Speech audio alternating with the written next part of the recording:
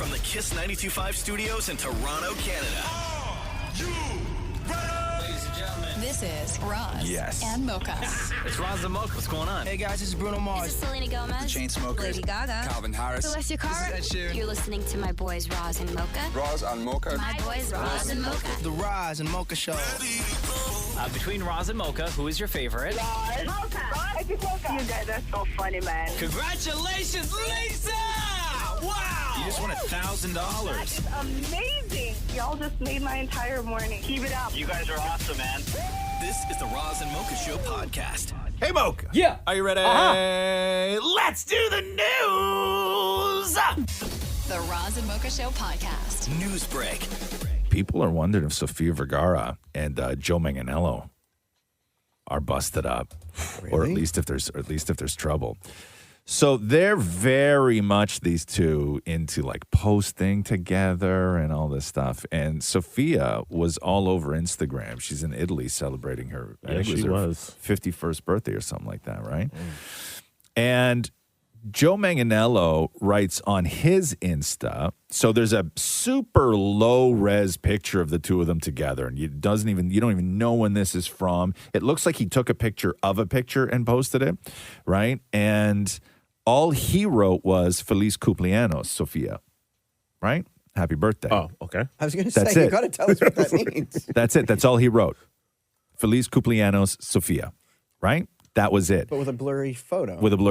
And then the comments are like, Joe, I hope you guys are okay. That was a very different happy birthday wish to your wife compared to last year's. Somebody else wrote, am I the only one who doesn't like what this sounds, doesn't like the way this sounds? No, Sofia, not even my love or my beloved wife. So last year he did a beautiful picture of the two of them together.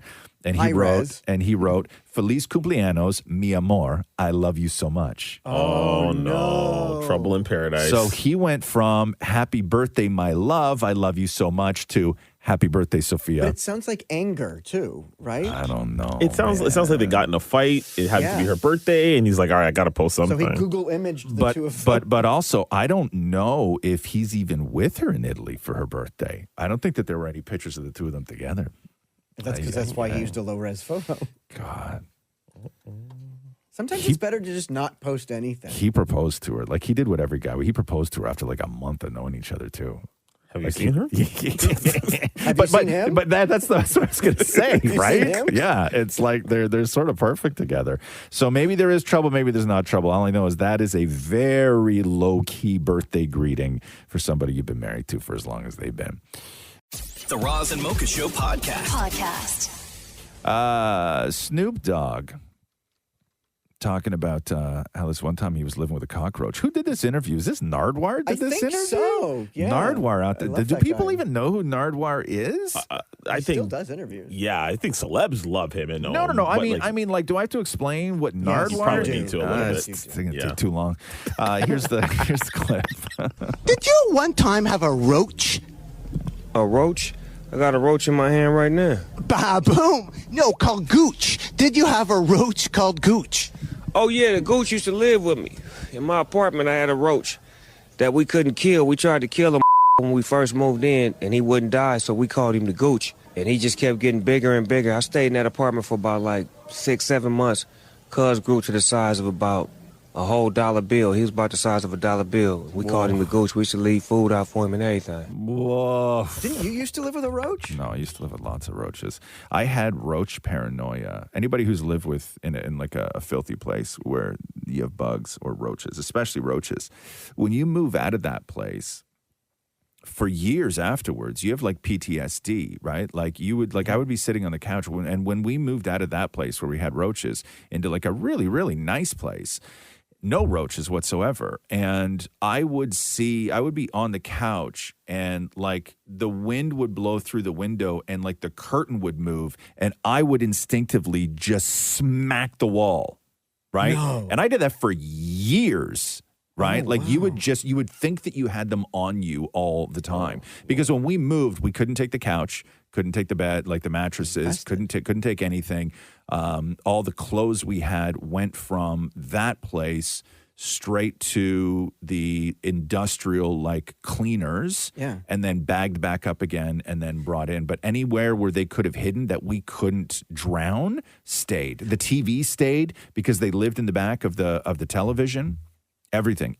We left everything. Roz once told a story that you had a roach. I know. I've told this story a million times. No, but like Maury. in the strap of your It's underwear. fine. Nobody needs to hear it again, Maury. It's my. sorry, Stop is it telling like- my stories. Is it triggering? Do you not think that I would have told the story already had I wanted to tell the story? I'm a big fan of telling other people's stories. I know you are. Just like Maury. I don't know why you do that, man. Yes, I had a roach in my underpants when I woke up, and it was very it's very disturbing, man. It doesn't Like do you could well. feel the legs? No. Oh my god, dude, I'm telling you, man. Okay.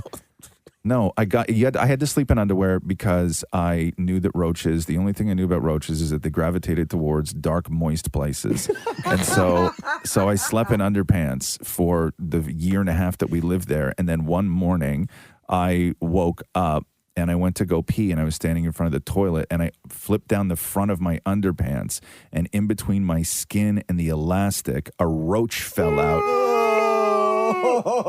Into the toilet, and Alive? it was almost dead. Oh my God. I just want to cry. Jeez. Yeah, it was horrific.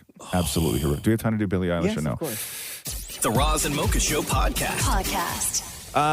Billie Eilish got that new Barbie song. It's very like low key. I was thinking everybody was going to be doing these big bangers for the Barbie movie, but the Billie Eilish song is not. This is a little bit to remind you. It's called "What Was I Made For."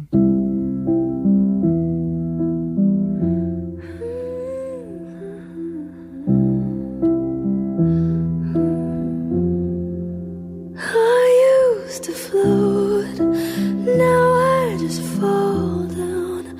I used to know, but I'm not sure now what I was made for. And I guess at the point before this happened, that Billie and her brother Phineas were sort of like in this funk, like they were in this slum. And here she is talking about how this song helped. That song was like the first thing we'd written in a minute. Like we were really in a zone of feeling like we lost it and feeling like, man, I don't know if we can do this anymore. You can imagine my thoughts of doubt. Like, oh, I can't do this anymore. And Barbie and Greta pulled it out of me. The Roz and Mocha Show podcast. Kim Kardashian and Tom Brady's romance rumors are starting to heat up again. So they both attended that Michael Rubin guy's 4th of July party, the white party. With a source previously telling people that Kim had some, quote, liquid courage and was overheard telling friends that she had a crush on Tom Brady. And then there was an anonymous, I don't know, like tipster, I guess you called him, who was at the party. And they said this: I've been seeing some posts speculate whether or not Kim and Tom actually spent time together at the party. And I wasn't going to send this initially because it felt creepy, but I do have a photo of them together. And there is a photo of Kim and Tom Brady. Even if Tom Brady wanted to date Kim, does he not? He must be aware that you'll then end up on the show. Yeah, at least she's going to talk about you on the show. But oh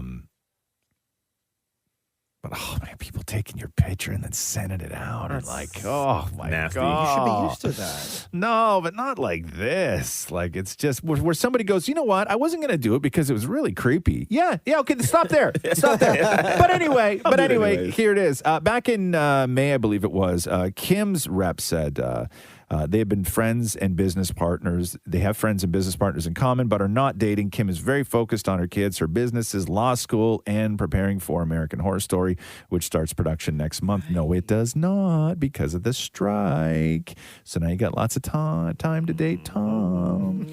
And speaking of the strike, the Oppenheimer premiere yesterday in London, everybody sort of left, so they opened the carpet early so the cast could walk the carpet because they knew the strike was coming. They did their interviews, and then as soon as the strike was announced, they all left. And Matt Damon on the Oppenheimer carpet just moments before the strike was announced yesterday. Ben and I just started this little independent studio, and we're 3.5 movies in. We're shut down on one of them right now. We're just waiting for everything to resolve. So, and it's brutal for our sister unions. It's brutal for IATSE. You know what I mean? It's like, and it's going to be tough for the actor, for 160,000 actors. So nobody wants a work stoppage. But if our leadership is saying that the deal isn't fair, then we gotta hold strong till we get a deal that's fair for working actors. It's the difference between having health care and not for a lot of actors, and we got to do what's right by them. Good for you. And during her press conference yesterday, Fran Drescher, who's the head of SAG-AFTRA, the union representing all those actors, I forgot that the nanny was the president of SAG, because before Fran, it was Gabrielle Cartelis. That's right. Who was Andrea Zuckerman from 90210. She was the president for a long time.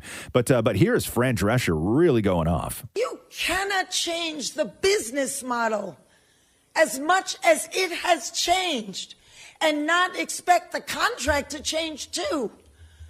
We're not going to keep doing incremental changes on a contract that no longer honors what is happening right now with this business model that was foisted upon us. What are we doing? Moving around furniture on the Titanic? It's crazy. So the jig is up, AMPTP. We stand tall. You have to wake up and smell the coffee. So the AMPT is the American Motion Picture Television Producers, and that is who the other half of this fight is, right? So they released a statement saying that they were deeply disappointed that SAG-AFTRA has decided to walk away from negotiations. They go on to say this is the union's choice, not ours. In doing so, it has dismissed our offer of historic pay and residual increases, substantially higher caps on pensions and health contributions, audition protections, shortened series option periods, and a groundbreaking AI proposal that protects actors' digital likeness and more. And so the AI proposals in this fight that's going on between the actors and the producers is a huge part of this. The residuals, yes, because that all changed when they started selling shows to streaming networks. Right. I read a tweet by an actor. I don't remember who it was, but they said that they had 13 television episodes on Netflix, and their residual check last year was $31. That's it? Yeah. $31? $31 for they have 13 episodes of different television shows currently on it. Like, they're not a star, but they're an actor. They appear in things. So here is a clip from that same press conference yesterday with Fran Drescher, where they explain what this groundbreaking AI proposal was. But this groundbreaking AI proposal that they gave us yesterday, in that groundbreaking AI proposal, they proposed that our background performers should be able to be scanned, get paid for 1 day's pay, and their company should own that scan, their image, their likeness, and should be able to use it for the rest of eternity in any project they want with no consent and no compensation. So if you think that's a groundbreaking proposal, I suggest you think again. And I'm sure the AMPT, thought of it differently, but that's their interpretation of it. So basically, background performers and smaller actors, people who are jobbers, right? Yeah. So what they're proposing is basically Jonas Awful on that episode of Black Mirror, right? That's why it was trending yesterday, actually. So what they're proposing, or how it's being interpreted, is that a background actor will go in, they'll be cast for a role, then they get face scanned. And then that face scan is owned by the producers, who are then allowed to use that scan of you to create an AI version of you as a background actor. Nothing for you. Nothing for you for as long as they can. So tell me how that's fair. Well, listen, man, I know. This is what they're fighting for. This is why they're on strike. Hell no. Right? Quickly before we go, hold on here. There was something else I wanted to do. Damn. Hold on.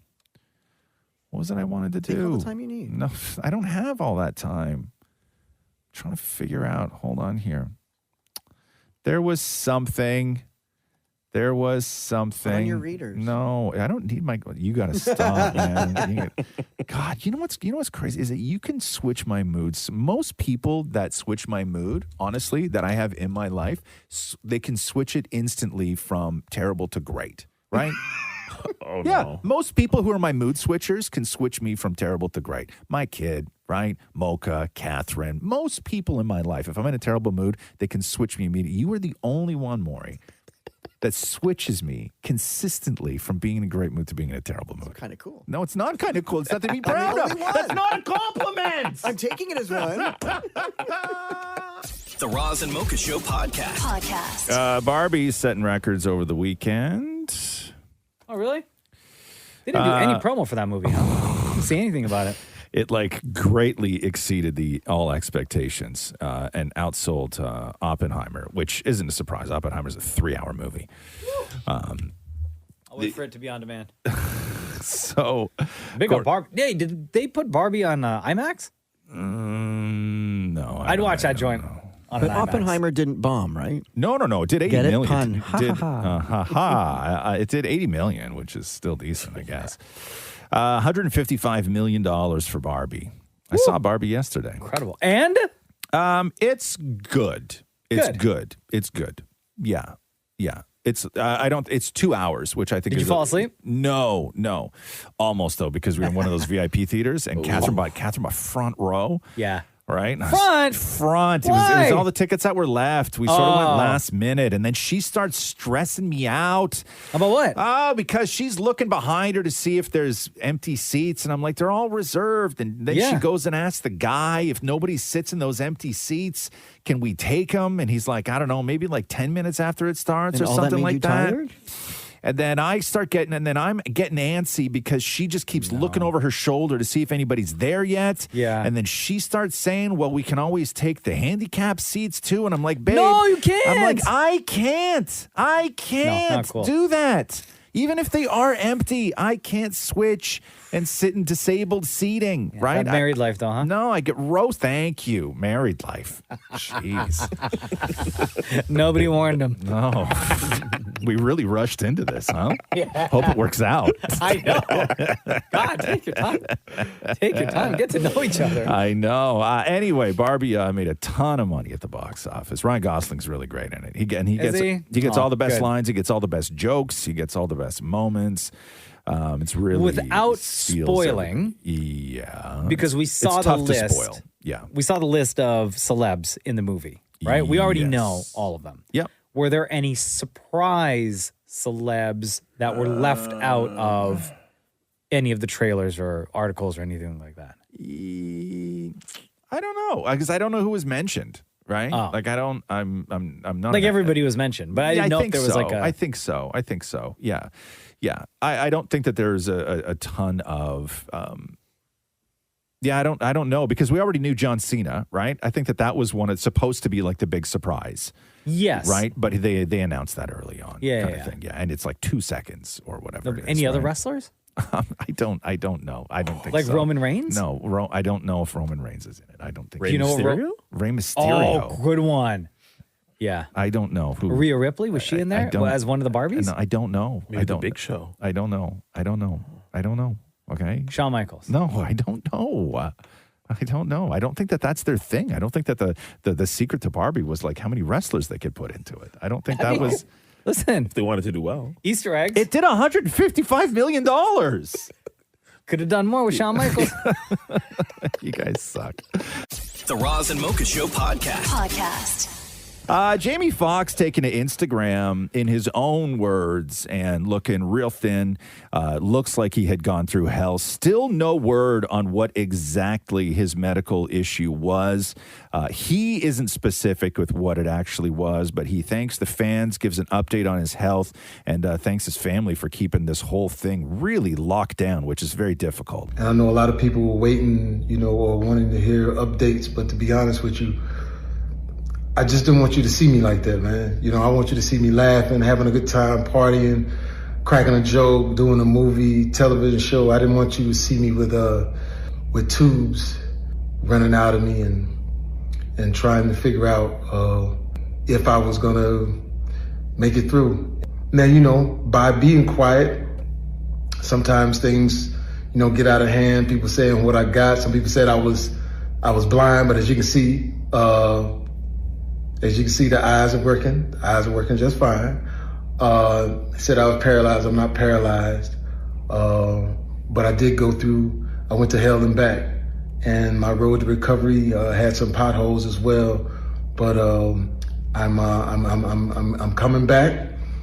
And man, you know, I know they talk about people crying on videos. You know, you could do take two, but I'm not gonna do a take two. It is what it is. And if you see me out from now on and every once in a while I just burst into tears, is because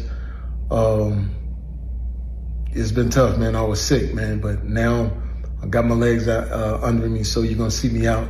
So I love all y'all. I just wanted to jump on here and let you know that I'm on my way back in love.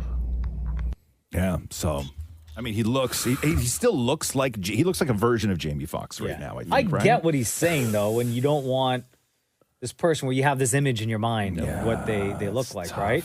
And just the other day on Netflix, his new movie, the Tyrone one, they cloned Tyrone, just came out. So I don't know if him announcing had anything to do with the correlation with the movie being out. And well, that's why there was not to promote, but like to be like, hey. Well, no, because there were some people in the comment section going, is Jamie Foxx even allowed to do this video because the actors strike right now? Oh, right. I forgot about that. Right? Yeah. No, like, don't mention your movie.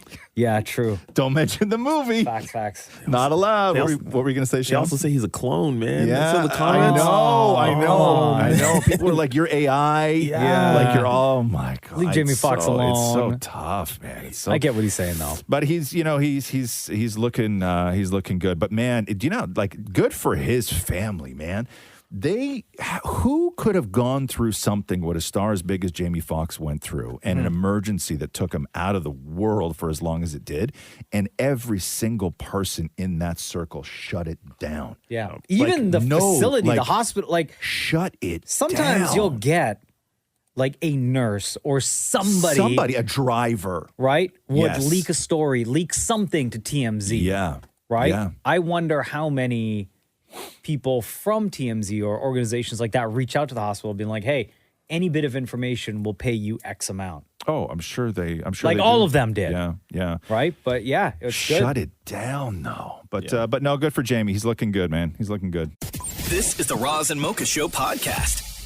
Matt Damon, remember I was telling you that years ago I was talking to an actor and they were just straight up talking about how it's all BS. When you hear actors talk about kissing in movies, right? It's all BS when they're like, oh, it's so technical and there's like nothing romantic about it and it's like all this other stuff, right? It's all BS. They all love it. They all love it. Because you're a movie star kissing another movie star. And you fly away to like these gorgeous locations, like you're in the south of France and you get to make out. Like it's crazy. Like the idea, but they all have to downplay it, right? Because guess what? It's work. Thank you. They all have to downplay it. Who's the actor? Can you say? No. But every now and then you get an actor who is on a level, or two actors in this conversation, which is Matt Damon sitting around talking to Emily Blunt, right? Okay. And when you listen to Matt Damon and Emily Blunt goof around talking about this story where Matt Damon talks about kissing Scarlett Johansson,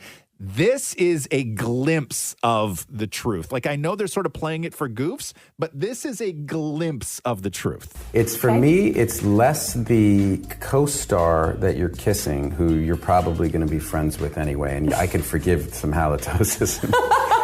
I had to kiss Scarlett Johansson. I mean, come on. Can you imagine how horrible that was for me? Can you imagine how awful that was? What? It's such a shame she has really such funny. terrible lips and everything. It must have been so awful. It was hell. Okay, first of all... She was mean, and then...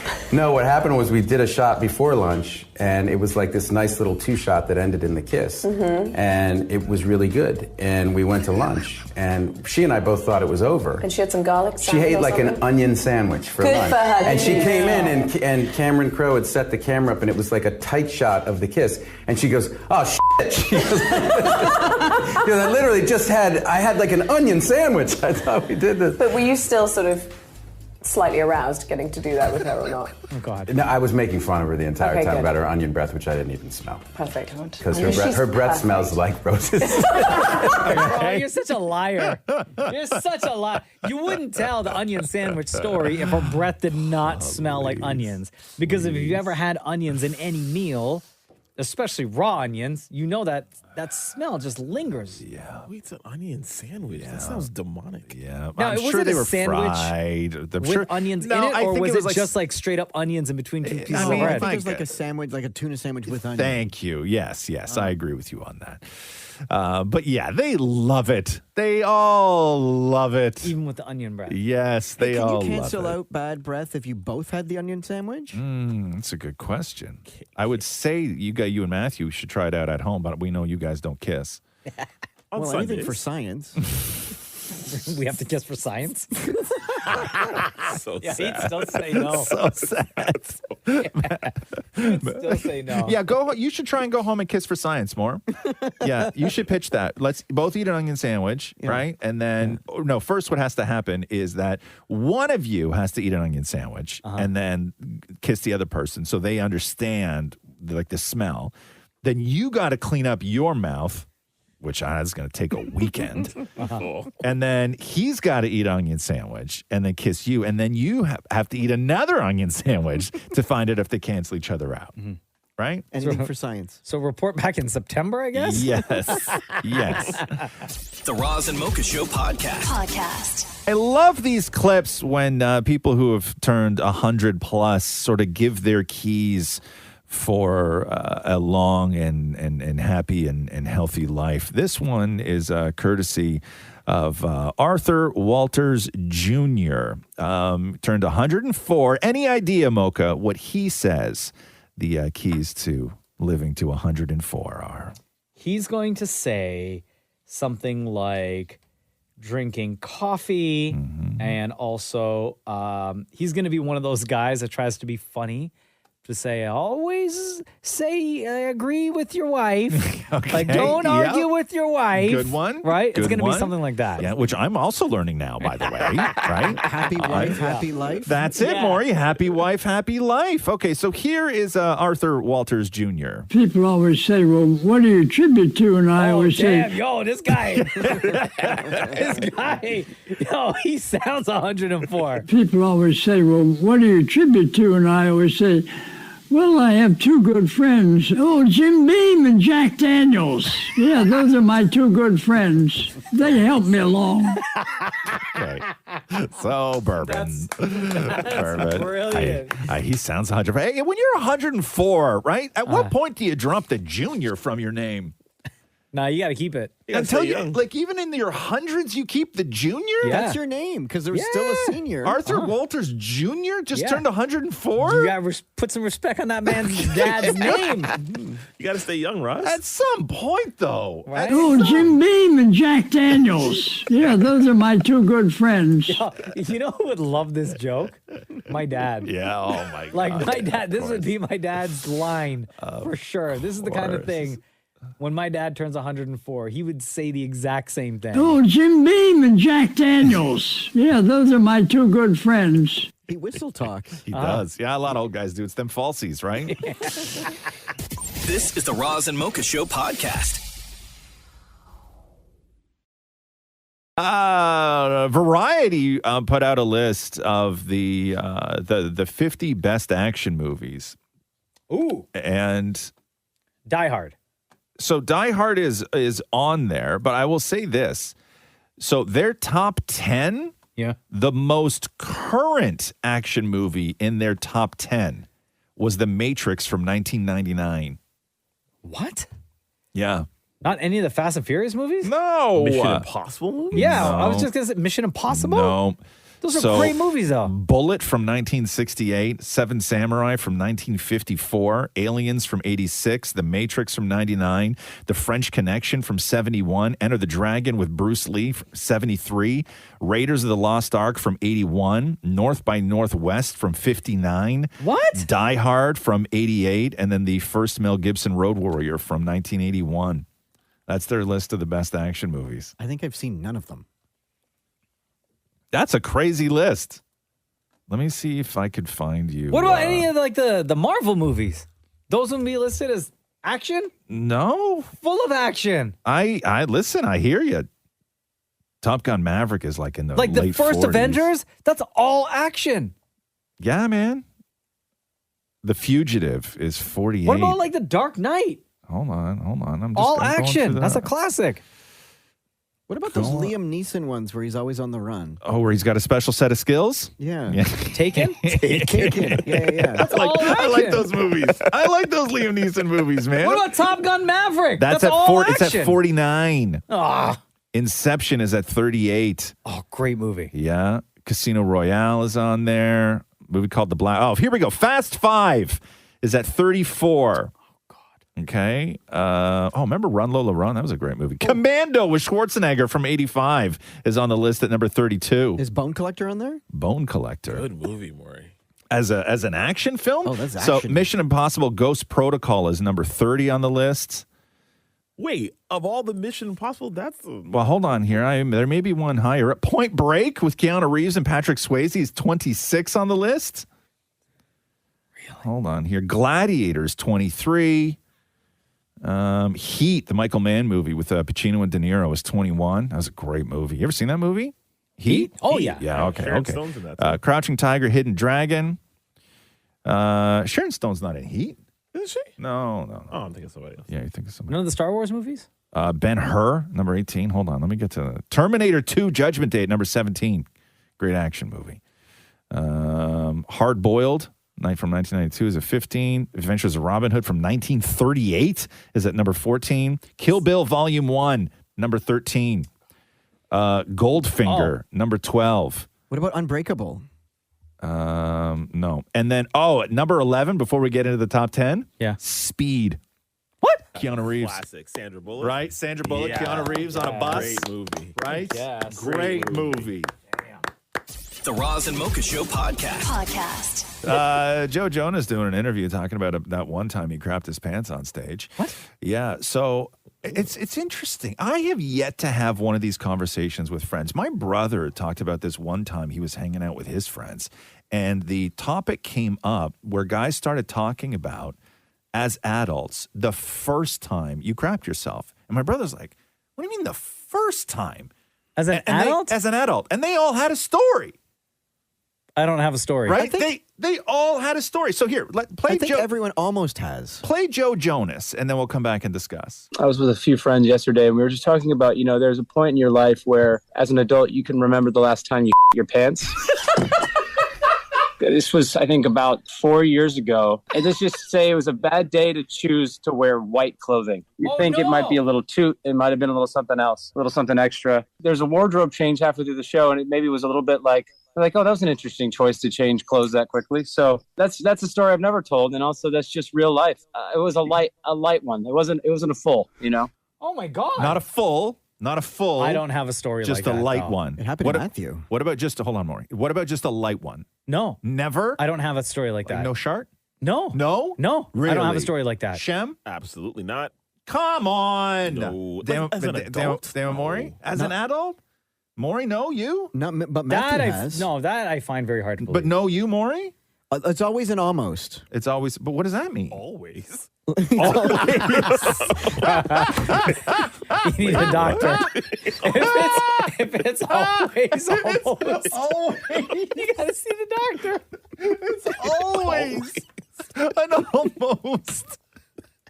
It's always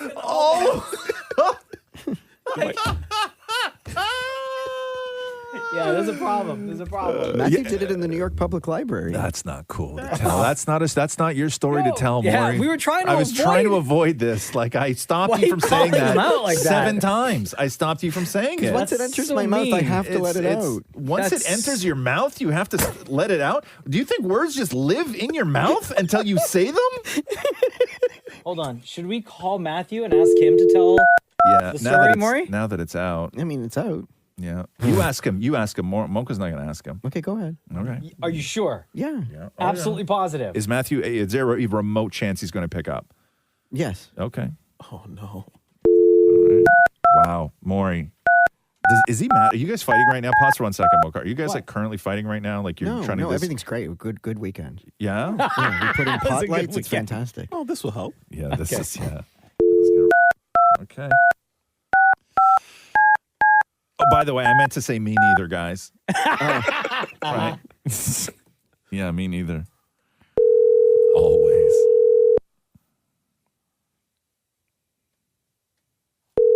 Oh no. Make sure you tell him not to swear. Oh, he's gonna kill you, Maury. I'm hoping he doesn't answer, you know that? I have a headache right now from this. Hello. No. I'm happy. This is the Roz and Mocha Show podcast. Let's start with Elon Musk and X and Twitter and all that stuff. So, my Twitter changed. Did it? Uh-huh. Yeah. When I got in today, it's now X. So apparently, Mark Zuckerberg's company Meta. Remember when they went through their rebrand? Guys, it's called Meta. It's not Facebook. Everybody was like, okay. And now Elon Okay, with X. Facebook. Like, okay, Twitter. Yeah. So apparently Mark Zuckerberg and Meta have already registered an X logo in connection to, quote, online social networking services and social networking services in the fields of entertainment, gaming, and application development. So for a logo to be trademarked with the U.S. Patent and Trademark Office, it needs to be unique and distinctive in some way. So it's not like it's not like he owns the name. So what he has trademarked is an X logo. Okay. And so Zuckerberg's X in its trademark filings looks very different than Elon's X. So Mark's X looks like two arrows with inward ends pointing, sort of like rounded ends pointing inwards. And then we know what the Twitter one looks like, Elon's, which is like that white sort of thing on a black background, whatever. Yeah.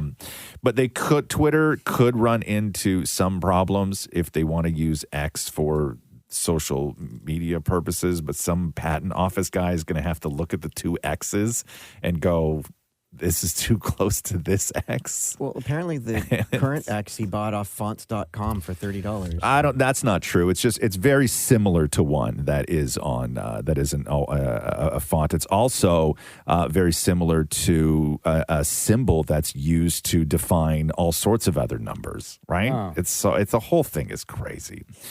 Just let him fight in the octagon, Also, man. half the logo is off the building. He didn't get a permit to use the trucks to take the logo off the wall. So when they were doing that yesterday in San Francisco, so they were pulling Twitter off the side of the building, right? And cops showed up, and somebody had tweeted, who is in the San Francisco area, they tweeted that Elon Musk didn't get a permit for the crane that they were using to try and pull Twitter off the side of the building. So police were called, police showed up, and apparently it was a big misunderstanding. So officers responded to the area regarding a report of a possible unpermitted street closure, but through their investigation, the police officers were able to determine that no crime was committed and the incident was not a police matter. So police on the scene said that someone from Twitter had a work order to take the sign down, but didn't communicate that properly with the security and the property owners of the building. So the property owners of the landlords, as if Twitter has landlords. Yeah. So the They don't landlord, own that building? The landlords were like, hey, what's going on our building? It looks like vandalism to us. So they called the cops and everything else. But either way, the crane is gone. But in the meantime, the ER is still up on the side of the building. So it's just X-er now is what it is. Stupid. It's so stupid. I still use it though. Yeah. Oh, yeah.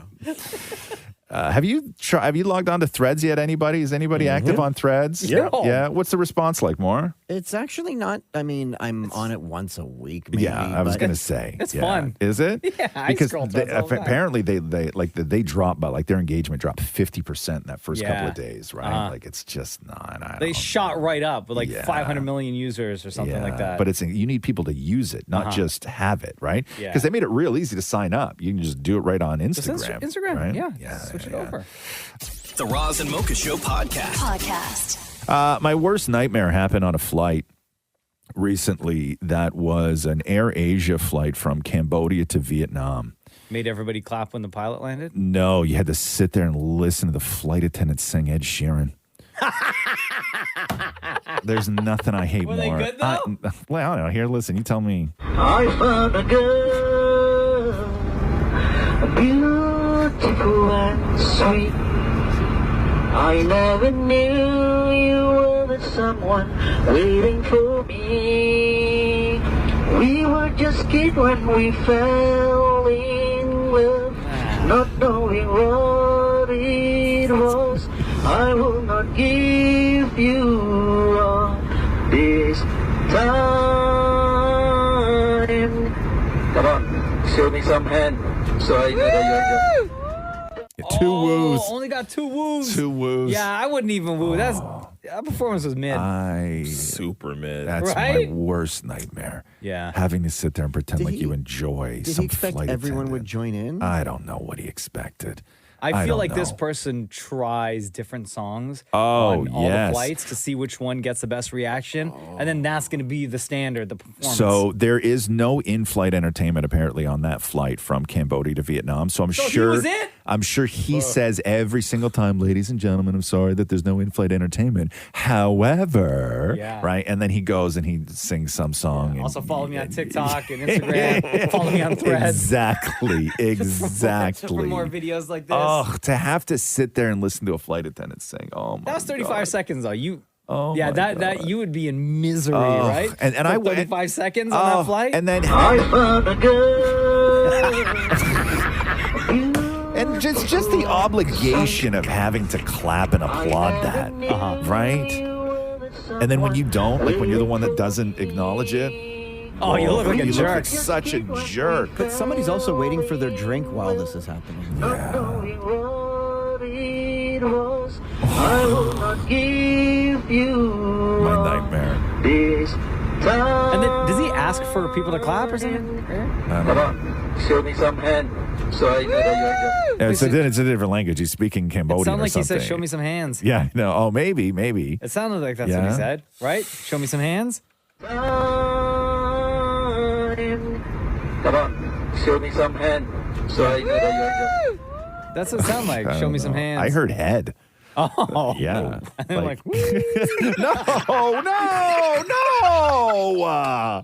This is the Roz and Mocha Show podcast. You know what the goal is, I think, is to work in an industry that Saudi Arabia will eventually one day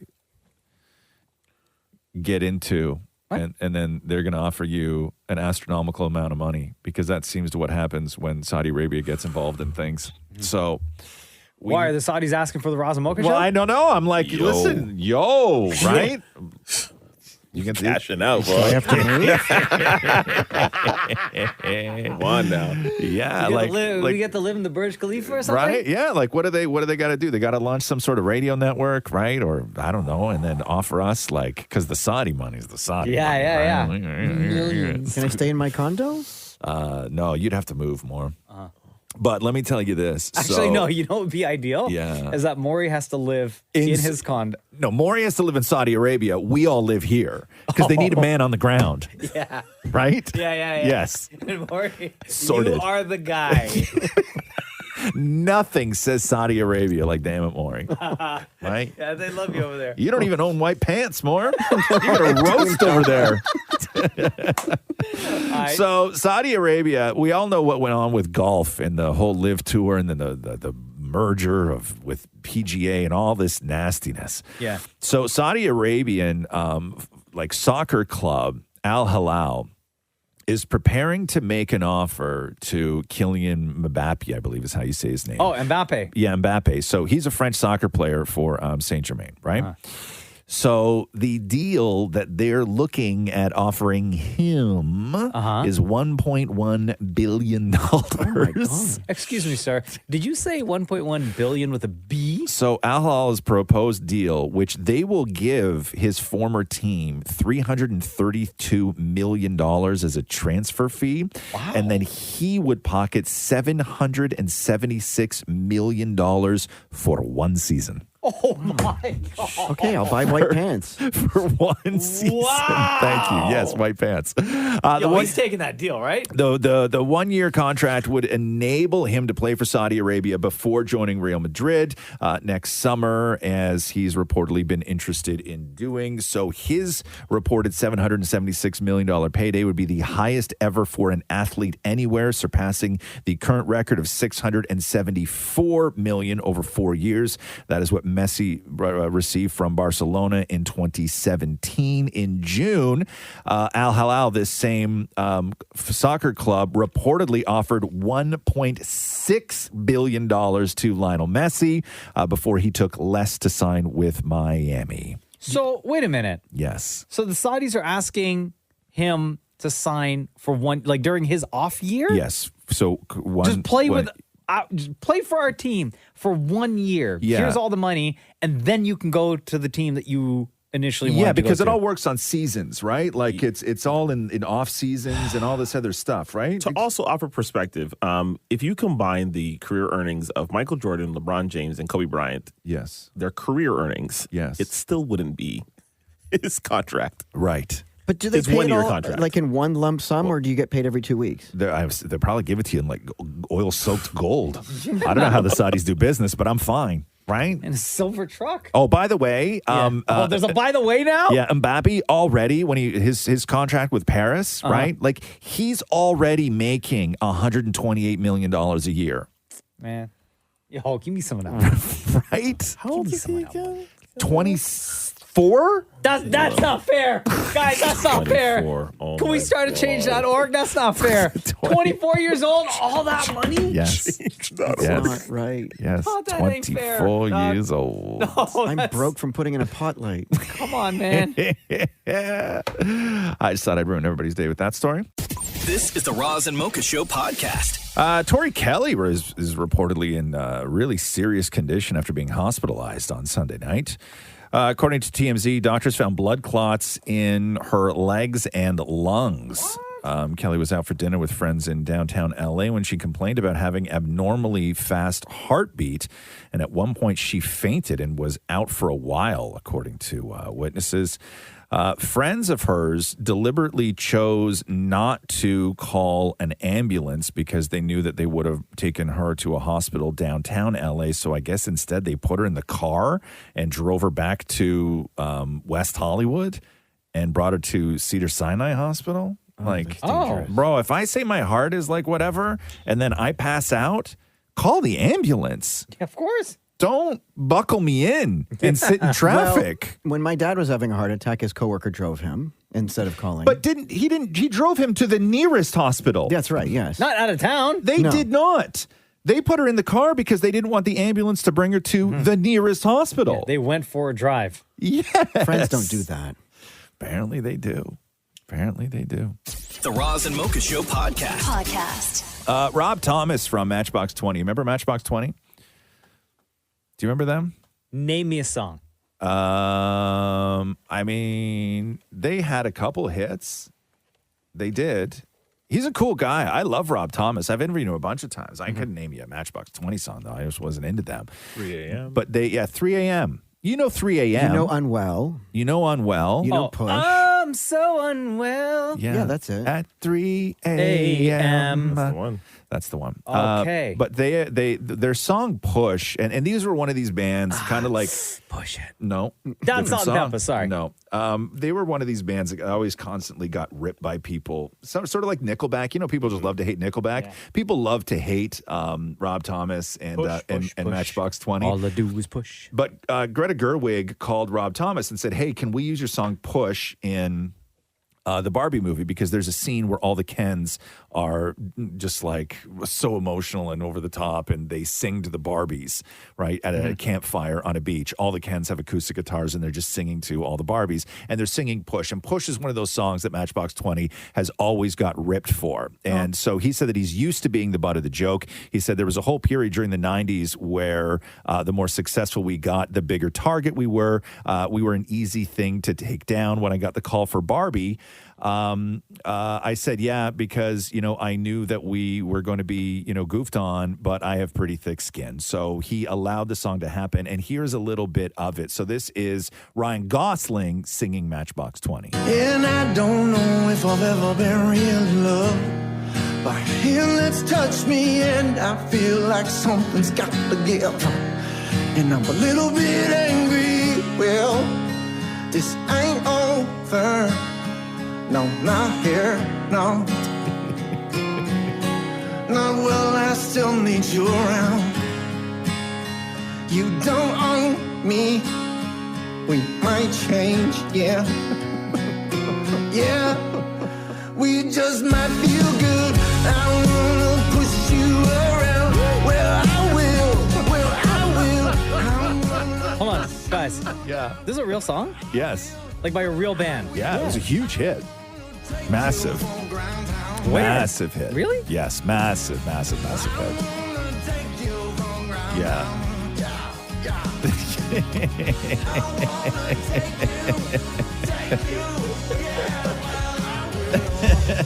Wow. You've never heard the song? You know where Rob Thomas More from Smooth with Carlos Santana. You know that song? Nope, he does not. Okay, wow. Never mind. Yeah. I know what I'm getting you for Christmas. The Matchbox 20 CD. No. But that's just like Mocha. Like, you play me songs all the time where I'm like, there's no way that this was a real song. And you're like, it was huge. Who's that guy that you always go on about? Ed Sheeran. No, I know Ed Sheeran. Skrillex? No, like from your youth, from like the 90s. Weeknd. From the 90s. Oh, the you Wu-Tang always, Clan? No, you always mention, who's that guy you mention all the time? Biggie. No, is it Stevie something? Stevie B? Yeah, that's Oh, not God. that's not a real guy. I still have never come across anything that Stevie B exists in the world except for when you mention him on this show. You know Stevie B. I don't know Stevie B. Hold on, I've never heard a Stevie B song. Yes, you have. I I have? guarantee you. No. Hold on, let me pull up on YouTube. Oh my God, with the commercials. Hold on, 1 second. Can you pay for YouTube, please? Nope. This song. What's this? The Spring Love. Man, y'all know this song. You know this song, guys. Bro, I've never heard this song, Mocha. I'm hearing this for the very first time. I don't hate it, but I've never heard it. Bro, you know the song. I promise you know the song. Okay. Well, I don't so far. Just wait, wait. But yeah, I'll give it, yeah. No. You were broken hearted. No. I still don't believe this is a real song. Away. Sounds very fake. Than any other gave. No. Sounds like AI Weekend. I love you, girl. Never heard this before. I would go my entire life without ever coming across this song. Banger, though. Banger? Straight up. Yeah, no, never. Put your hand in there, Roz. No. Hey. Never. Hey, I'll get into it. Don't get me wrong. Bro, right? You raising your arms just now looks like it hurts so much. Shut up, man. This is the Roz and Mocha Show podcast. LeBron James' son suffered a cardiac arrest. This all broke yesterday. So the family released a statement saying, while practicing, Bronny James suffered a cardiac arrest. Medical staff was able to treat Bronny and take him to the hospital. He is now in stable condition and no longer in the ICU. We ask for your respect and privacy for the James family, and we will update media when there is more information.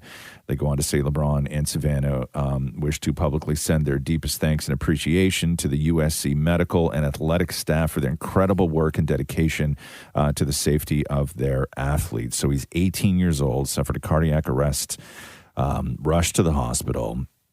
It was very serious, apparently, when it happened. But as they said, that he's now stable. Damar Hamlin writing on Twitter saying prayers to Bronny and the James family as well. Here for you guys, just like you have been for me my entire process. Because, of course, he suffered a similar cardiac incident on the field back in January. Mm-hmm. Crazy, man. Yeah. This, Scary. so scary, and especially with the story. One, he's like an 18-year-old, like athlete, Adonis athlete, but also, LeBron isn't, he's put off retirement because he wants to play a season with his kid, right? Yeah. So it's just there's. I don't know enough about that stuff. Like, to know, like, is it just happen? Do you have to have like a medical condition, or it just happens?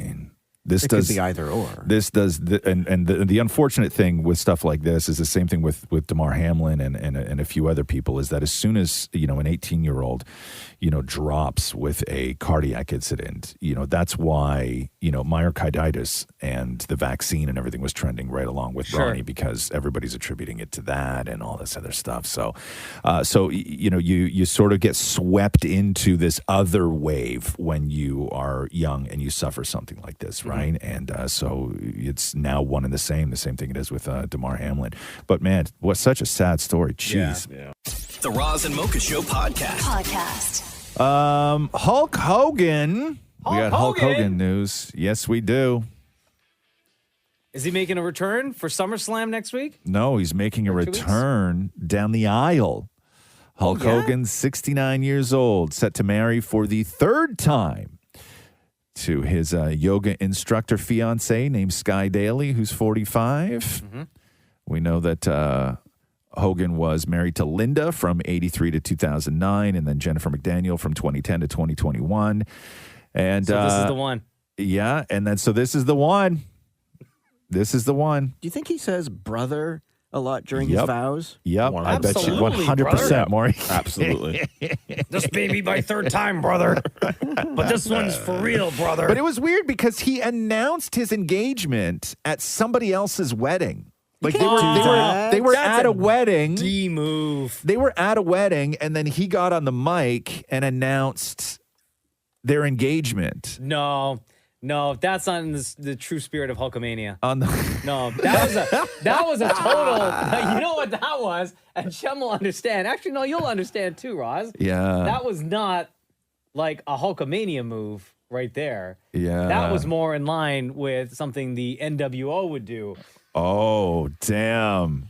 Right? Facts. That was the heel turn right there. Hollywood Hogan right over there. Yeah. Right? So it was at a wedding for an actor named Corin Nemec and his wife Sabrina Nova, and Hogan was doing a speech during the wedding, and that's when he said that he's engaged. He made the announcement at somebody else's wedding. This is the NWO of weddings, That's brother. sort of a D move, though, huh? Yeah. Super. Yeah, but that's Hollywood Hogan. No, but what if you get clearance from that bride and groom? No. Even still, because then the story becomes Hogan's engagement. Yeah. And Right? the story is about Hogan's engagement. Because who the hell knows Corn? What's his actor's name? Yeah, Corn? but in fairness, we're now talking about them because of this. So Hold on, he what's the helped actor's them. name? Corin Nemec. Yeah. Sorry, Corn. I How don't you spell even know. Corin? K-O-R-I-N? No, C- that's hold on here. C-O-R-I? It says CORINNEMEC. What? Yeah. C-O-R. CORINNEMEC. Bro, I've never seen any of these things that he's in. Okay. Oh, do you know who he is? Do you remember that show years ago, Parker Lewis Can't Lose? Which was a ripoff of like Ferris Bueller's Day Off, but a TV show? Oh. No. No. Okay. Yeah. He was in, here, I'll go through his IMDb here. Parker Lewis Can't Lose, Lake Placid versus Anaconda, Bundy, an American Icon. I guess the Ted Bundy story. Oof. He was in Sand Sharks. Yeah. What else?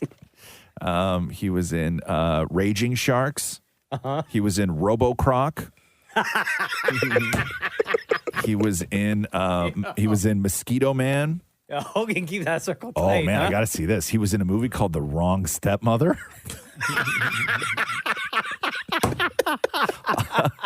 I may have a Corin Nemec Film Festival one weekend. These sound like adult film titles, not gonna lie. But see, you wouldn't have mentioned him if not for Hulk. He's got a movie called A Woman's Nightmare. He was in Marriage of Lies. Uh-huh. He was in a movie called Evil Doctor.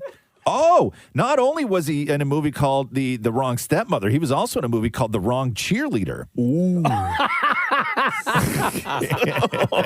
That sounds like Shem searches. He was in a movie called Dracano, which I imagine is like a Dracula volcano. Yeah. He was in Puppy Swap Love Unleashed. Uh-huh. Yo, this guy, Listen, he's working. I'm telling you, he's got like a huge resume. Like, no wonder you celebrity friends with Hulk Hogan. Yeah. Movie called Sleeping in Plastic. That sounds horrific. Let me find another good one here. Oh, you didn't see My Son Johnny? No? No? Nah, man. Oh, it's too bad. Too bad. The Girlfriend Killer. Yeah, he's got a lot of movies, man. He's done all right for himself. Sea Beast. You never watched Sea Beast? Also, there's a woman in like a bikini. Oh, she's getting eaten by. Oh, there we go. There's the beast. I got you. Sorry. This is the Roz and Mocha Show podcast. So an argument or a debate as old as time is going on right now surrounding Ariana Grande. So she is now dating Ethan Slater, who is her co-star in Wicked, right? Okay. On Broadway. And Ethan Slater was married to his high school sweetheart. They just had a baby last year. Mm-hmm. And then Ethan sat his wife down a few days before the news broke about him and Ariana Grande and said that he wanted a divorce. And apparently Lily, his wife, never saw it coming. This according to Us Weekly. But then they go through all of sort of Ariana Grande's relationships. Oh, no. And so she was married. So she was married to Dalton Gomez, right? That they were getting divorced? Yes. And they were getting divorced. And when she met Dalton Gomez, he was with his girl named Ricky Barton. And when they hooked up, she posted an Instagram story that said, "When you see your ex with the person they told you not to worry about," right? And let's not forget, in 2019, Ariana Grande released a song called "Break Up with Your Girlfriend, I'm Bored." Yeah. Right? Break up with your girlfriend because I'm bored. So Mac Miller apparently cheated on his long-term girlfriend Naomi with Ariana after they collaborated on a song together. Big Sean, who Ariana Grande dated in 2014, right after he split from his fiancée, Naya Rivera. And in her book in 2016, Naya Rivera wrote this: "I walk in, go downstairs, and guess what little girl is sitting cross-legged on the couch listening to music?" She goes on to say, "Come on, people. I'm not going to tell you, but you can guess because it's not that hard. It rhymes with Smariana Schmonday." Oh! Okay. Girlfriend. Pete Davidson and Cassie David were together 2.5 years before he hooked up with Ariana Grande. And Pete busted up with Cassie 24 hours he went public on Instagram with Ariana Grande. And then Cassie wrote him and he told her that he's never been happier ever in his entire life. Oh. Oh. And then other people reference Seven Rings with the lyrics, "I see it, I like it, I want it, I got it." Oh, savage. But the argument is, I guess, like, everybody's like, is she a homewrecker, or is this really on those dudes? They're all the ones that cheated on their partners. Like they should hold the accountability in all of this. But they're all wrong. Her track record is impressive, though. I have to give her a clap, man. Clap it up. I think it might be right up there as far as like a show business record of. I don't know if anybody can top that. Who else is Taylor Swift? No, not even close. Not even close. As far as like break up with your girlfriend on board, right? She wrote a song about it. I everybody. know. Like, you can't say I didn't see the signs. No, everybody's like, it's right there. Why are you surprised? She's been saying it for years, but it's very impressive. She performs it on stage. Yes, when you put that record all out, like her stats, like it's almost Leonardo DiCaprio levels if you think about it, yes, right? It really is. It really is. Like his pattern is just as blatant as her pattern. Yeah. Like you turn 24, you're out of Leo's life, right? If you ain't booed up, Ariana don't want you. Yeah. Oh, damn. It's so great. The Roz and Mocha Show podcast. Got to play this clip about Kristen Bell. Kristen Bell has talked about how her daughters, her young kids, like alcoholic beer. What? And this is a great story. So she sort of re-ups everything. and- non-alcoholic beer. Non-alcoholic beer, like her children like non-alcoholic beer. Has your son ever accidentally drank alcohol? Yes. He has? What was his reaction? Not by accident. No, not by accident? No, like I Oh. put like a little like on my finger. Oh, okay, right? okay, yeah. No, he didn't like it. No, Nah. no. There was one time Roxy woke up and she walked into the kitchen, and I think it might have been her birthday, and we had people over the night before. And Roxy only drinks water, right? Like no juice, no nothing. She only drinks water. And so she walked into the kitchen and saw her water glass on the counter from the night before and just took a giant swig of it. But it was a friend of mine's leftover white wine from the night before. Oh, jeez. Right? Yeah. Didn't go. She just stood there and like opened her mouth and bent over, and it all just came rushing out. Right. But here's Kristen Bell talking about her kids' love for non-alcoholic beer. Champagne. I don't drink champagne. That's why it was left on the table, because I don't drink it and somebody bought it for me tonight. Kelly Clarkson, She by the grabbed way. the champagne and took a sip as a baby. Only a tiny bit. Don't take my children away. It was a sip, and I went, what? And I was like, yeah, it was. My kids have ordered non-alcoholic beers at restaurants before. Like a Which sounds insane if you don't know, because context is important. We've learned that over the last few years. Yeah. So, like, my husband and I, when we walked the babies at night in our neighborhood, when my daughter was really little, he is a recovering addict, but he likes non-alcoholic beer. So he'd pop one open, he'd have her on his chest, and we'd walk and, like, look at the sunset. So as a baby, she was, like, pawing at it, and sometimes she would, like, suck on the rim of it. Yeah. So I think it feels to her like something special, something daddy, And they something shared family. it. And we've And been at there's no restaurants. alcohol. There's no alcohol in it. So we've been at restaurants where she said, do you have any non-alcoholic beer? And I'm like, maybe we don't. We just keep that for home.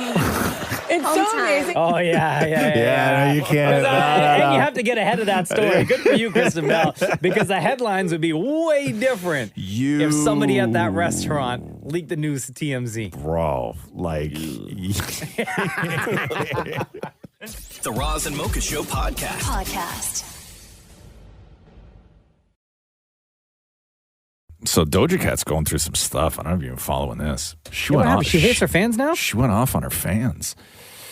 And apparently she lost like between 180 and 250,000 followers because of it.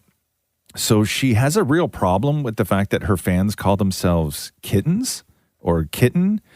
And she said, my fans don't get to name themselves. If you call yourself a kitten or an effing kittens, that means you need to get off your phone and get a job and help your parents with the house. What? And then one fan said, what should I change my name to since you don't like the term kitten? And Doja Cat responded, just delete the entire account and rethink everything. It's not too late. What the hell's wrong with you, Doja Cat? And then she went off on fans, calling them creepy who use her real name as their Twitter handles. What's her real I name? guess. I don't know. That is a little weird. Amala Zendil Dilamini, I guess, is her real name. Out of spite, I would just change all my social accounts to that then. Yeah. And then somebody said, well, you were actually the one that called your fans kittens years ago. And she said that was the like drunken rantings of a teenager or something like that. Oh, that was the old me? That was the old me. That was the old Doja Cat? Yeah. This is yeah. the new Doja Cat. Yeah, it's like she really, really went off on people. And I guess like her three biggest Doja Cat fan feeds on Twitter actually deleted their accounts. Really? So like the three biggest sort of Doja Cat fan feeds that had thousands of followers, they... In solidarity or because they... I think they just felt hate- one dissed and two Yeah. unappreciated and hate that yeah. how she was calling them all out. Yeah, basically. yeah. that's It's not really, cool. really wild. You rarely see somebody go off on their fans like that. This is the Roz and Mocha Show podcast. We were talking yesterday about the lack of A-list celebrities, big superstars on the picket lines for the actors' strike. And so Bob Iger, who is the head of Disney, he did this interview, and nobody knows why he said what he said, but this was July 13th, right? And he was talking to CNBC, and he was at a gathering known as Billionaires Camp, by the way. Oh, God. Ross saying it like he's never been. Shut up, Maury. What's it like? Because he was talking about how he had just re-signed to Disney for until 2026, meaning that his estimated net worth of $690 million. That was 2019, according to Forbes, was going to go up by millions.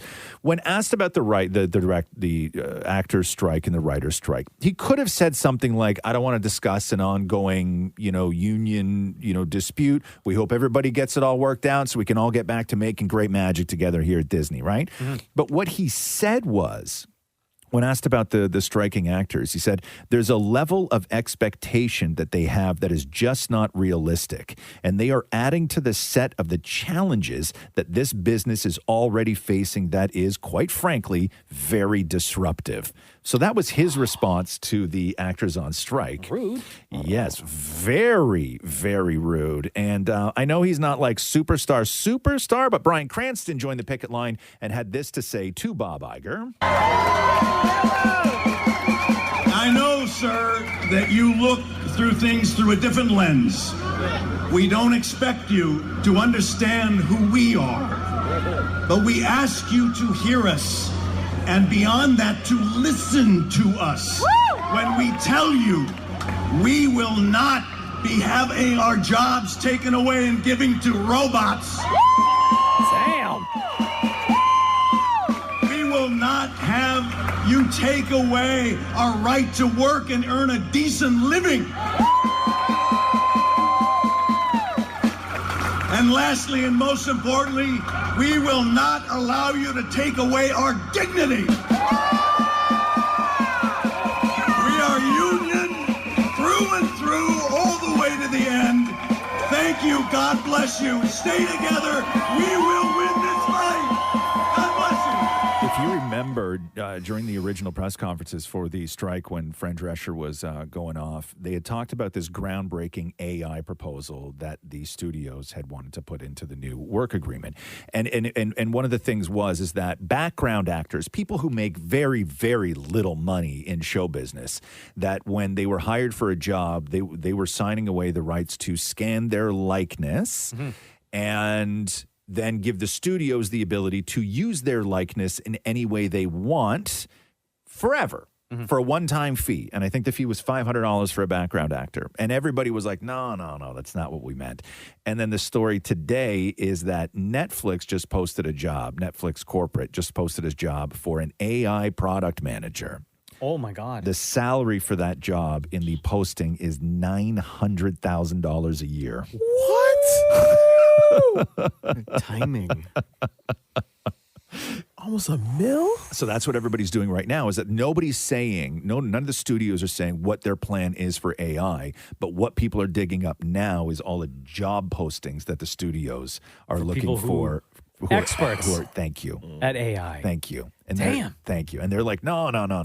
Didn't The Rock donate like he did. There was no dollar figure attached a to big it. amount or something? Yeah, They said it was like the largest amount or something? They said it was a historic donation to the it wasn't to SAG. It's a separate entity that takes care of things like pensions and disability and everything else. And yeah, Dwayne The Rock Johnson donated a historic amount to help out actors. But again, there's a lot of people on the picket lines that are like, hey man, appreciate the cash, but show up. Yeah. Right? Do what Bryan Cranston did, because that's how people listen.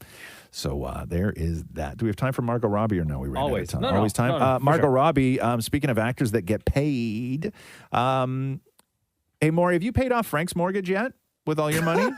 I haven't paid off mine. Oh, isn't that the goal when you start making a lot of money? You got to pay off your parents' mortgage more? No, I put in pot lights. Oh. You put in. Who did you pay to put in pot lights? Some dude named Sean. Okay, yeah, exactly. Here's Margot Robbie talking about how she paid her mom back. Yeah, everything I owed my mum, I had it written down.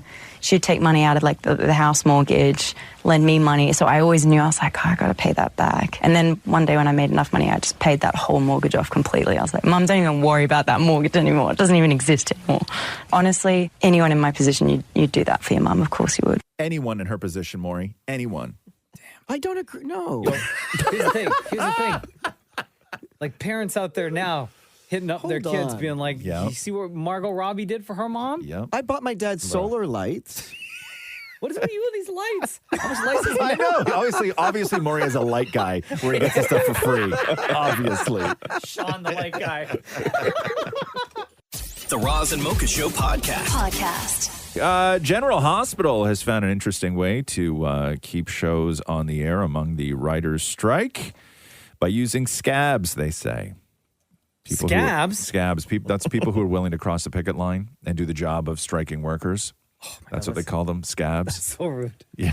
Well, I mean, it's rude to do, right? I know. That's what I mean. You've never heard that term before? Never. Scabs? Scab. When people cross the picket line to go into work, scab. Yeah, you've never heard that? Never. So That's what they call them, scabs? Yeah. So a General Hospital writer who is actually participating in the strike said this: daytime writers face a unique conflict during strikes. We hate to see our characters and storylines handed over to, quote, writers who cross the picket line, but we're also keenly aware that stopping production could spell the demise of soap operas. My hope is that if you love General Hospital, you'll continue to watch. You can morally support the writers and keep the show on the air. Because the actors, and I didn't know this, is that actors on soap operas are not part of the strike. They're not part of the SAG strike. So they can keep working. I don't know. Are they part of like a different group, like a different union or something? I don't know why. So the actors are free to work, and so the networks are bringing in scabs to write the scripts, but it doesn't seem like the writers are in complete.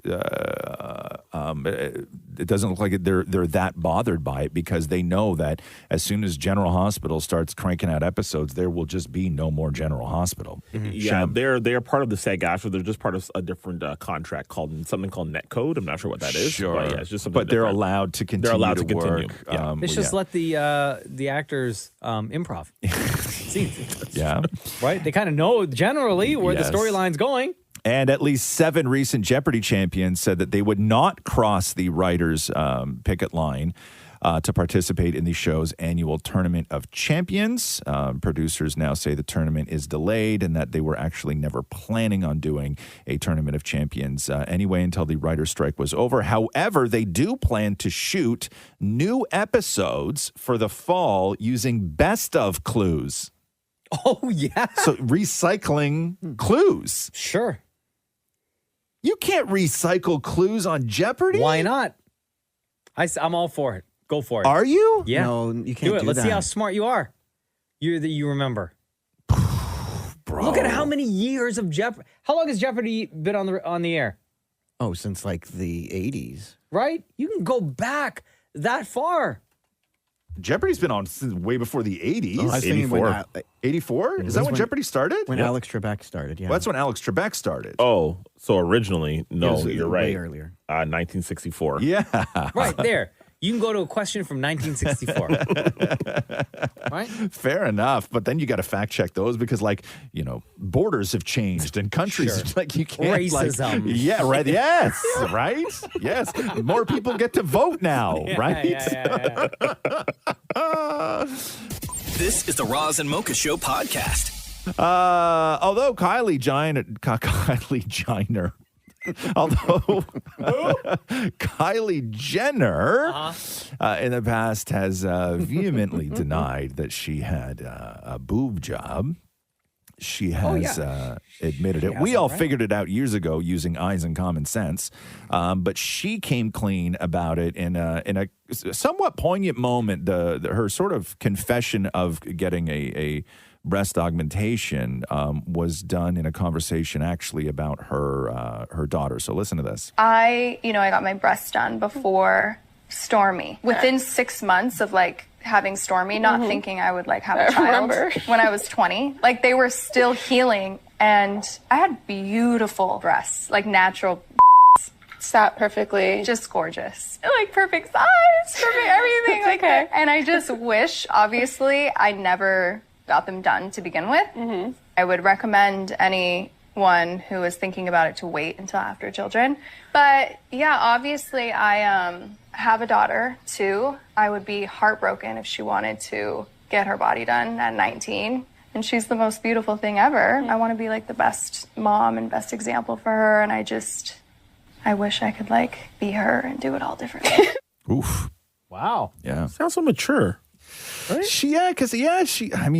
All of them in this season of Kardashians, when talking about body image, their views and like I guess their openness, has changed quite drastically. Well, because they have just like, unfortunately, Because they get like on social, you just get killed in the comments every single week. Whenever they post stuff, right? And this has gone on for, the same happened with, men in the 80s with, it was the steroids that were being pumped into everybody's childhood hero, right? Mm-hmm. And they never said anything about it. It was these like sort of unattainable things. And then they got called out and ripped for it. And women have gotten ripped for it over the years. But, that family, I think they have to realize, they have to be aware that especially Kim, like, they have access to the best of the best. Mm-hmm. And unfortunately, they've also influenced countless women to mutilate their own bodies, not using the best of the best to try and look like them. And although there is a responsibility, and then there's also, personal agency. Those people, it's your choice. You do what you want to do.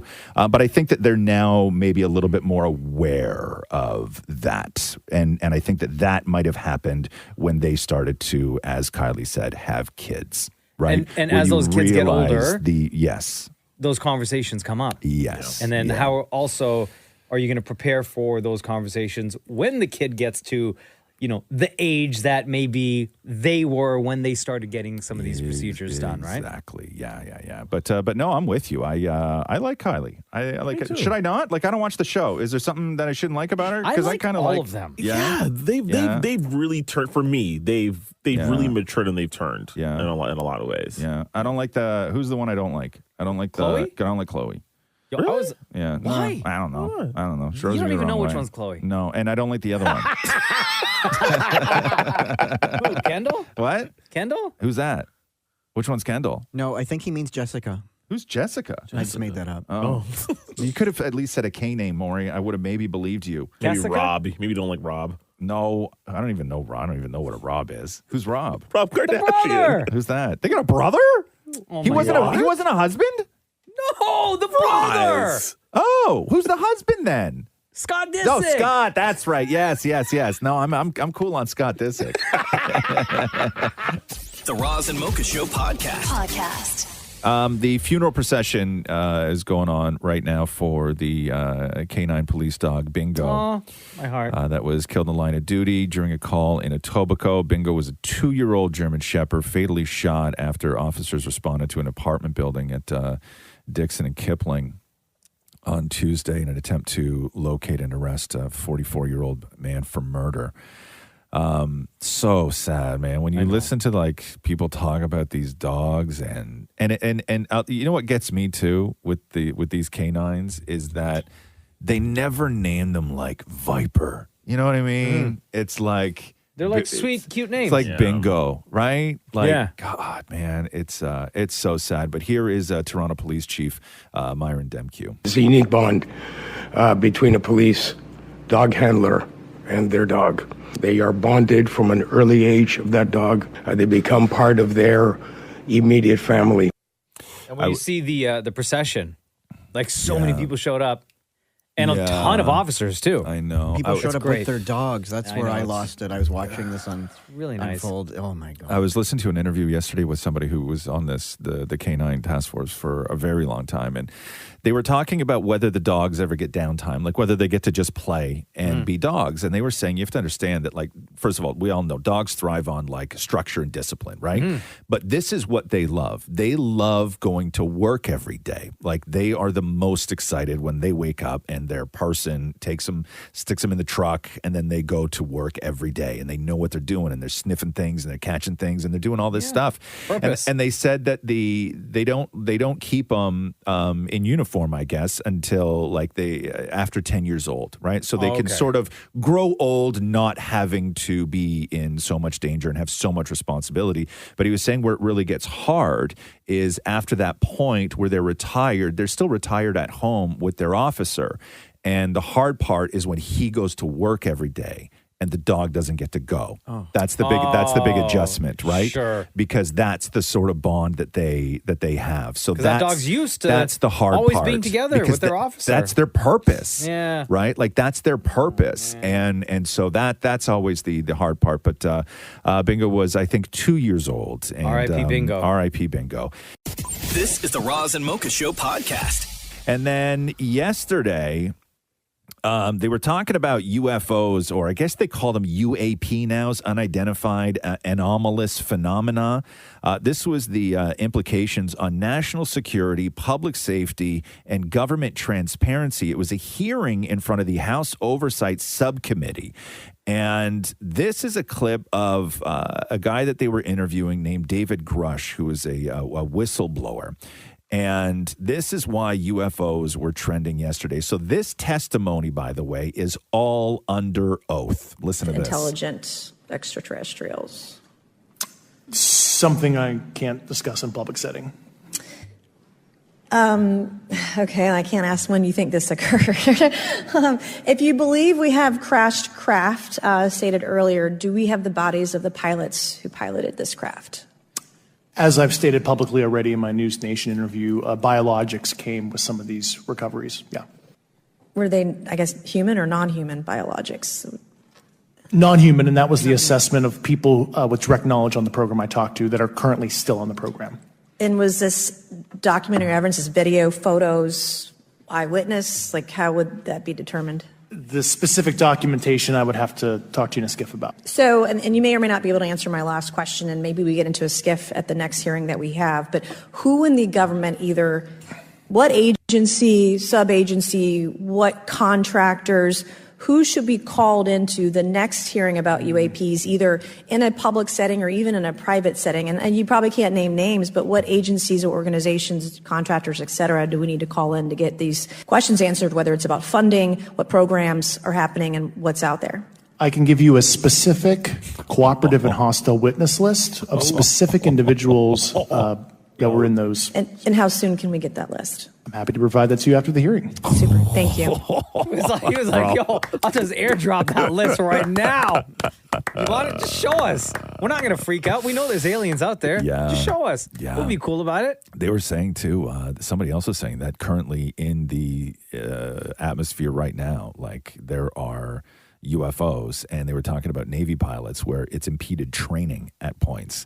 Really? Because, because of disturbances and whatnot. So, Like a quick little shoulder check to be like, yo, we're here. Yes. Shoulder check. Yes. Don't stop. Don't get out of hand. God, we're watching. Thank God Maury's not a pilot. Oh, my God. I was following Maury down the road yesterday. I was driving behind him for a while. I'm like, oh, my God. Good thing you have no responsibility. Did you give me at the end when you knew I would be turning, did you give me the middle finger? No. Maury, turn your headphones down for a sec. Of course I am. Okay. I didn't turn down my headphones. The Roz and Mocha Show podcast. Sinead O'Connor's death is not being treated as suspicious. It was announced yesterday that she passed away at 56. Scotland Yard spokesperson confirmed to People magazine that a 56-year-old woman was pronounced dead at a property in South London on Wednesday. Police were called to reports of an unresponsive woman at a residence, and the next of kin have been notified. The death is not being treated as suspicious. They say a file will be prepared for the coroner. That is the sort of latest on Sinead O'Connor. It's been 7 hours and 50. This was 1990 when this song came out. Really? Yeah. Prince wrote it. Your love away. Beautiful song. She had, I guess her last post, you can keep this playing. I guess her last post was a message about her son Shane, who died by suicide in 2022. And so she, on July 17th, wrote, "Been living as an undead night creature since. He was the love of my life, the lamp of my soul. We were one soul in two halves. He was the only person who ever loved me unconditionally. I am lost in the bardo without him." So that was her last sort of social media post. And a lot of people sort of paying tribute to Sinead O'Connor. And some of the more interesting ones is that if you Go through the tweets from the guys from Public Enemy. So Chuck D and Flavor Flav. What? Because they all like had massive love for each other. Really? I didn't know that. Yeah, because in 1989, I guess, and they explained it in this clip, but Sinead O'Connor was performing a song called Mandinka at the Grammy Awards, and she had that shaved head, right? Mm-hmm. And she showed up with the Public Enemy logo painted on the side of her head. Oh, okay. Right? So here's Sinead O'Connor and Chuck D explaining what happened. They decided they wouldn't go to the Grammys, quite rightly, because they were protesting. I protested the Grammys in 1989 because they refused to recognize rap music and hip-hop as a legitimate musical category. I thought it was like admirable when she put the Public Enemy logo in her head. Wow. With Sinead O'Connor, you didn't get the sense that she was just being pretentious or she was fake. It was like, yeah, she seriously has issues with this. This is what's going to drive her artistry. She's committed to that. Yeah, Wow, so that's how. interesting story. I didn't know that. Yeah. So that's how they all became tight. And she wrote this open letter in 2013 to Miley Cyrus after, I guess, Wrecking Ball came out, just talking. She was like, I'm extremely concerned for you and those around you that have led you to believe or encourage you in your own belief that this isn't any way cool to be naked and licking sledgehammers in your videos. She goes on to say, the music business doesn't give a crap about you or any of us. They will prostitute you for all of your worth and cleverly make you think that it was what you wanted. And when you end up in rehab as a result of being prostituted, they will be sunning themselves on their yachts in Antigua, which they bought by selling your body, and you will find yourself very alone. So that she just wrote this letter to Miley Cyrus. Wow. And then Miley did respond, and here was Miley's response. If you want to know my thoughts, I think she's an incredible artist. I think she's an awesome songwriter, and I was really inspired by her for my Wrecking Ball video, which is what started the whole thing. I don't know how someone can start a fight with somebody that's saying, hey, I really respect you, and I really love what you did. You know what? You suck, and I don't like you. That was kind of crazy, but, you know, as I said, I'm a big fan of hers, so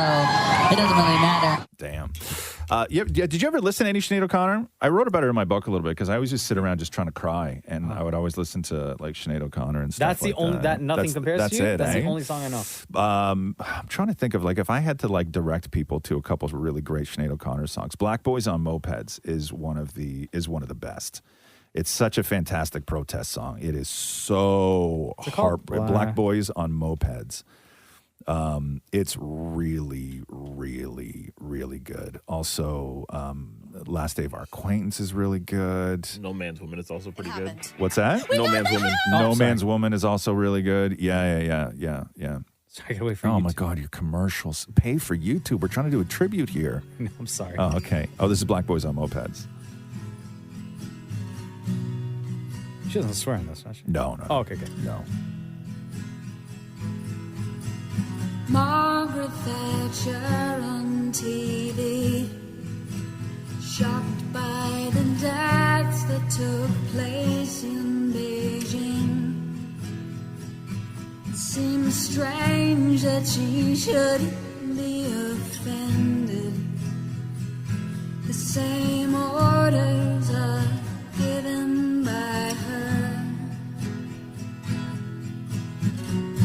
I've said this before now.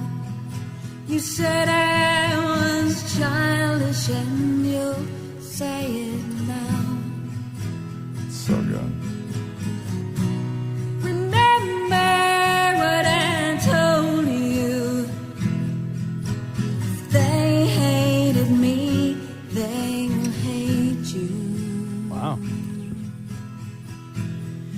England's not the mythical land of Madame George and Roses. It's the home of police who kill black boys on mopeds. And I love my boy. She was so good. And Holy she was like, she was song. like 20 when she wrote this stuff, I think. Like 21, maybe, something like that.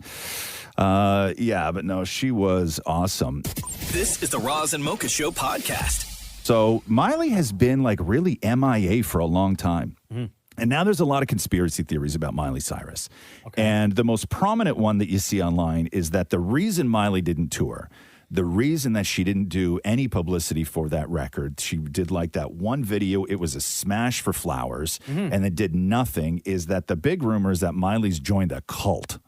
What? Okay. Come on. So people on TikTok, they put all the evidence together and then they just make videos, and then it's sort of up to you to determine whether you too believe that Miley Cyrus is in a cult. Okay. So here's the evidence from a TikToker, obviously. I just saw on Twitter that Miley Cyrus is now in a cult. The cult is called the Modern Mystery School, and it's not really a school. It's allegedly an organization that trains healing practitioners in the tradition of the lineage of King Solomon. These healers are encouraged to join sacrifices every year and sign contracts stating that they aren't allowed to tell anyone about it. These two girls, Lily and Blue, were allegedly healers at the cult school. They allegedly met Miley in February of 2023, right after Flowers dropped, and encouraged her to join their cult. And allegedly this is the reason that Miley's been so MIA. No performances, no public appearances, no promotion for the album at all. Aside from the Disney Plus special that was back in March. Fans are speculating that Miley's Instagram is being run by an intern. Her first couple of posts about Flowers were very loving, very personal. And as the weeks went on, they sounded very AI generated, which makes people think that someone is posting on her behalf. Miley's sister Brandy also went on a podcast and spoke a little bit about Miley's absence. I'm not speaking for Miley. I'm not speaking for anybody. I'm not speaking for fans. But from what I gather, fans are a little frustrated that Miley's been a little quiet on social media and maybe not doing public performances. This is what the fans tell me, is that, you know, where's Miley? We miss her. Like, we want to see her play, and she's not doing those things. And so people say crazy shit. It all makes sense to me, guys. Obviously, right? Miley Cyrus is in a cult. Thanks for listening to the Roz and Mocha Show podcast. Catch the guys live Weekday mornings from 6 to 10 on Kiss 92.5. KISS925.com. Or download the Kiss 92.5 app.